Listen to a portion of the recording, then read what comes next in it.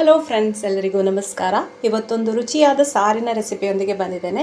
ಇವತ್ತಿನ ಈ ಸಾರಿನ ರೆಸಿಪಿ ಸಿಂಪಲ್ ಇಂಗ್ರೀಡಿಯೆಂಟ್ಸ್, ಬೇಳೆ ಕೂಡ ಹಾಕಲಿಕ್ಕಿಲ್ಲ, ತುಂಬ ರುಚಿಯಾಗಿರ್ತದೆ, ಊಟ ಮಾಡಲಿಕ್ಕೆ ತುಂಬ ಚೆನ್ನಾಗಿರ್ತದೆ. ಇದಕ್ಕೆ ಬೇಕಾಗುವ ಇಂಗ್ರೀಡಿಯೆಂಟ್ಸ್ ಎಲ್ಲ ಏನಿದೆ ರೆಡಿ ಮಾಡ್ಕೊಂಡಿದ್ದೇನೆ. ಟೊಮೆಟೊ, ನೀರುಳ್ಳಿ ಎಲ್ಲ. ಇದನ್ನು ನಾನು ಮಾಡ್ತಾ ಇನ್ನೂ ಏನೆಲ್ಲ ಪುಡಿಗಳನ್ನು ಸೇರಿಸ್ತೇನೆ ಅಂತೇಳಿ ಮಾಡ್ತಾ ನಿಮಗೆ ತೋರಿಸ್ತೇನೆ. ಈಗ ಹೇಗೆ ಮಾಡೋದು ಅಂತೇಳಿ ನೋಡುವ ಬನ್ನಿ. ಈಗ ಮೊದಲಿಗೆ ತೆಂಗಿನ ಎಣ್ಣೆ, ನಿಮಗೆ ಎಣ್ಣೆ ಒಂದು 2 ಚಮಚದಷ್ಟು ಹಾಕ್ಕೊಳ್ಬೋದು. ನಾನಿಲ್ಲಿ ಒಬ್ಬರಿಗೆ ಅಥವಾ ಇಬ್ಬರಿಗೆ ಆಗುವ ಅಳತೆಯಲ್ಲಿ ಅಷ್ಟೇ ಸ್ವಲ್ಪನೇ ಮಾಡ್ತಾ ಇದ್ದೇನೆ, ನಿಮಗೆ ಬೇಕಾದಷ್ಟು ಮಾಡ್ಕೊಳ್ಬೋದು. ಹಾಗೆ ಎಣ್ಣೆ ಬಿಸಿಯಾದ ತಕ್ಷಣ ನಾವು ಸಾಸಿವೆಯನ್ನು ಹಾಕ್ಕೊಳ್ಳುವ. ಸಾಸಿವೆ ಹಾಕ್ಕೊಂಡೆ. ಸಾಸಿವೆ ಜೊತೆಗೆ ಸ್ವಲ್ಪ ಜೀರಿಗೆ ಕೂಡ ಹಾಕ್ಕೊಳ್ತಾ ಇದ್ದೇನೆ. ಹಾಗೆ ಒಂದು ಒಣಮೆಣಸನ್ನು ಕಟ್ ಮಾಡಿಕೊಂಡು ಹಾಕ್ಕೊಳ್ತಾ ಇದ್ದೇನೆ.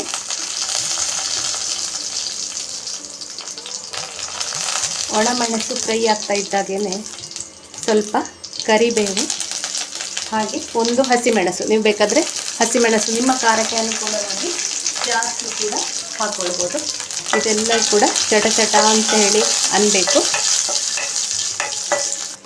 ನೋಡಿ, ಒಂದು ಸ್ವಲ್ಪ ಇಂಗಿನ ಪುಡಿಯನ್ನು ಈ ಒಗ್ಗರಣೆಗೆ ಹಾಕ್ಕೊಳ್ತಾ ಇದ್ದೇನೆ, ಘಮ ಚೆನ್ನಾಗಿರಲಿ ಅಂತ ಹೇಳಿ. ಈಗ ಸಾಸಿವೆ ಪಟ್ಪಟ ಅಂತ ಹೇಳಿ ಹೇಳ್ತು. ಸಾಸಿವೆ ಪಟ್ಪಟ ಅಂತ ಹೇಳಿ ಹೇಳಬೇಕಾದ್ರೆ ಈರುಳ್ಳಿ ಹಾಕ್ಕೊಳ್ಳುವ. ಈರುಳ್ಳಿ ಹಾಕಿ ಈರುಳ್ಳಿಯ ಫ್ರೈ ಮಾಡ್ಕೊಳ್ಬೇಕು.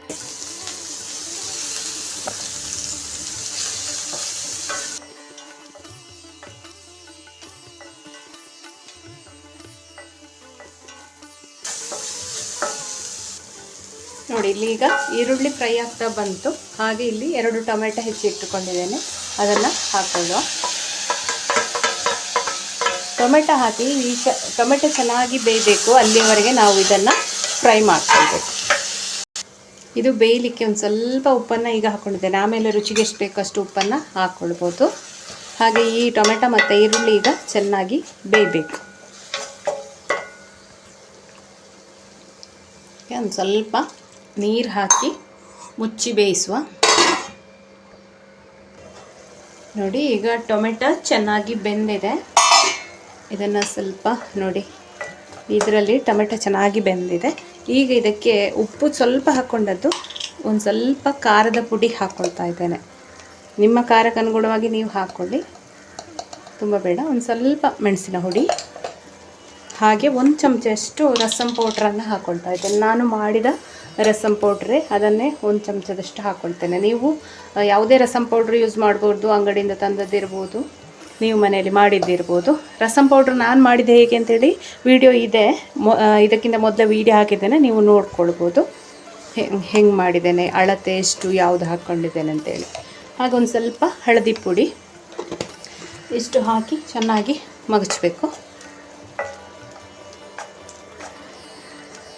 ಈರುಳ್ಳಿ ಟೊಮೆಟೊ ಬೆಂದಿದೆ. ಇದು ಇನ್ನೂ ಸ್ವಲ್ಪ ತಿಕ್ಕಾಗಬೇಕು ಅಂತ ಹೇಳಿದರೆ ನಾವು ಇದನ್ನು ಸ್ವಲ್ಪ ಈ ಥರ ಸ್ಮ್ಯಾಶ್ ಮಾಡಿಕೊಳ್ಳುವ. ಇದನ್ನು ಚೆನ್ನಾಗಿ ಸ್ಮ್ಯಾಶ್ ಮಾಡಿಕೊಂಡ್ರೆ ಟೊಮೆಟೊ ರಸ ಎಲ್ಲ ಬಿಡ್ತದೆ, ಅದು ಚೆನ್ನಾಗಿರ್ತದೆ. ಹಾಗೆ ಇದಕ್ಕೆ ಸ್ವಲ್ಪ ನೋಡಿ, ಹುಣಸೆ ರಸ ಸ್ವಲ್ಪನೇ ಹಾಕಿದ್ದು, ಜಾಸ್ತಿ ಹುಳಿ ಬೇಡ. ಅದು ತುಂಬ ಹುಳಿ ಆಯಿತು ಅಂದರೆ ಅಷ್ಟು ಟೇಸ್ಟ್ ಬರೋದಿಲ್ಲ. ಸ್ವಲ್ಪ ಹುಣಸೆ ಹಣ್ಣಿನ ರಸ,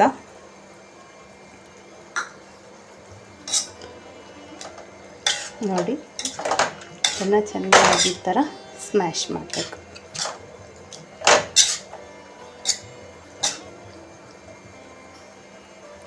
ಸ್ಮ್ಯಾಶ್ ಮಾಡಿದ ನಂತರ ಇದಕ್ಕೆ ನೋಡಿ, ಇಲ್ಲಿ 1 ಚಮಚದಷ್ಟು ಬೆಲ್ಲವನ್ನು ಹಾಕ್ಕೊಂಡಿದ್ದೇನೆ.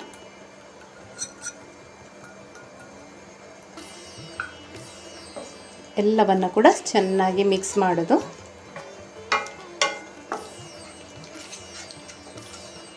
ಈಗ ಇದಕ್ಕೆ ಒಂದು ಸ್ವಲ್ಪ ಉಪ್ಪು, ಆಗ ಸ್ವಲ್ಪ ಹಾಕಿದ್ದು, ಈಗ ಇನ್ನೊಂದು ಚೂರು ಉಪ್ಪು ಹಾಕ್ಕೊಳ್ಬೇಕು. ರುಚಿಗೆ ಎಷ್ಟು ಬೇಕು ಅಂತೇಳಿ ನೋಡಿಕೊಂಡು ನೀವು ಸೇರಿಸ್ಬೋದು. ಒಂದು ಸ್ವಲ್ಪ ಉಪ್ಪನ್ನು ಹಾಕ್ಕೊಂಡೆ.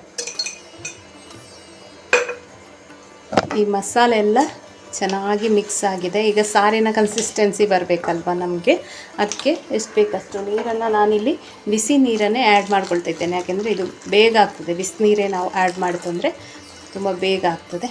ಇದು ಈಗ ಕುದಿಬೇಕು ಚೆನ್ನಾಗಿ, ಆಮೇಲೆ ಉಪ್ಪೆಲ್ಲ ನೋಡಿಕೊಂಡು ಹಾಕಿದರೆ ಆಯಿತು.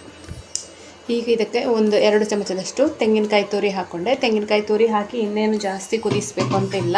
ನೀವು ಕೊನೆಯಲ್ಲಿ ಕೊತ್ತಂಬರಿ ಸೊಪ್ಪು ಕೂಡ ಹಾಕ್ಕೊಳ್ಬೋದು. ನಂದು ಈಗ ಉಂಟು ಅಂತ ಅಂದ್ಕೊಂಡೆ, ನೋಡುವಾಗ ಫ್ರಿಜ್ಜಲ್ಲಿ ಇರಲಿಲ್ಲ, ಖಾಲಿಯಾಗಿತ್ತು. ಸೊ ಇಷ್ಟೇ. ಈಗ ನೋಡಿ, ನಮ್ಮ ರುಚಿಯಾದ 5 ನಿಮಿಷದಲ್ಲಿ ತಯಾರಾದ ಸಾರು ರೆಡಿ ಆಯಿತು. ಇದು ಊಟ ಮಾಡಲಿಕ್ಕೆ ತುಂಬಾ ರುಚಿಯಾಗಿರ್ತದೆ. ದಿಢೀರಾಗಿ ಮಾಡ್ಕೊಳ್ಬೋದು. ಬೇಳೆ ಬೇಯಿಸೋದು, ಗ್ರೈಂಡ್ ಮಾಡೋದು ಏನೂ ಕೆಲಸ ಇಲ್ಲ. 5 ನಿಮಿಷದಲ್ಲಿ ರುಚಿಯಾದ ಸಾರು ರೆಡಿ ಆಗುತ್ತೆ. ಫ್ರೆಂಡ್ಸ್, ನಿಮಗೆ ಈ ವಿಡಿಯೋ ಇಷ್ಟ ಆದರೆ ಖಂಡಿತ ಲೈಕ್ ಮಾಡಿ. ಹಾಗೆ ನೀವು ಈ ಚಾನಲನ್ನು ಫಸ್ಟ್ ಟೈಮ್ ನೋಡೋದು, ಇನ್ನೂ ಸಬ್ಸ್ಕ್ರೈಬ್ ಮಾಡ್ಕೊಂಡಿಲ್ಲ ಅಂದರೆ ಖಂಡಿತ ಸಬ್ಸ್ಕ್ರೈಬ್ ಆಗೋದನ್ನು ಮರಿಬೇಡಿ. ಹೀಗೇ ರುಚಿಯಾದ ರೆಸಿಪೀಸ್ ಜೊತೆ ನಾನು ಮತ್ತೆ ಬರ್ತೇನೆ. ಅಲ್ಲಿವರೆಗೆ ನಮಸ್ಕಾರ, ಬಾಯ್ ಬಾಯ್, ಟೇಕ್ ಕೇರ್, ಥ್ಯಾಂಕ್ ಯು.